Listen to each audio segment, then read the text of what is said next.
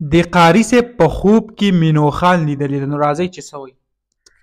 السلام علیکم ورحمت الله وبرکاته. وعلیکم سلام ورحمت الله وبرکاته. تاسو ټول به دا جنۍ پیژنئ.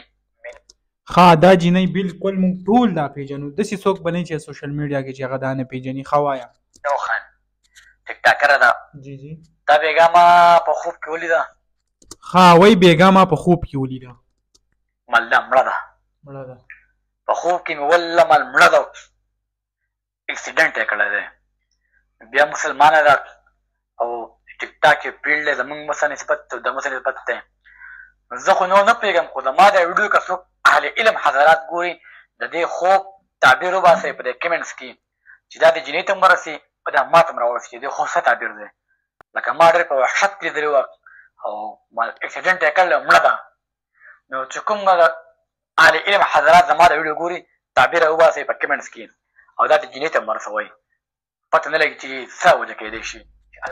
و ته په شرمونو باندې وشرمېږي شیخه بېغیرته، خدای دې پویه که لکه دا تا څه شروع کړلي. اوس دا ستا خبره وه، که د دې تاسو ویډیو وګورئ دا صرف دغه بکواس کوي، دغه غوبلې جوړي د ځانه داسې کم د علماو کومه ګستاخي کوي. لکه دې ته اوس ته وګوره د ځانه یو علیم جوړ کړی دی د هغو په شکل صورت کې، او د دې بیا کم حرکات چې وګوري نو هغه داسې حرکات دي چې هغه یو کس ګوري نو ډېر زیات لکه یو شرم پې محسوسېږي چې زمونږ کم پښتانه چې دي هغه داسې حرکت کوي.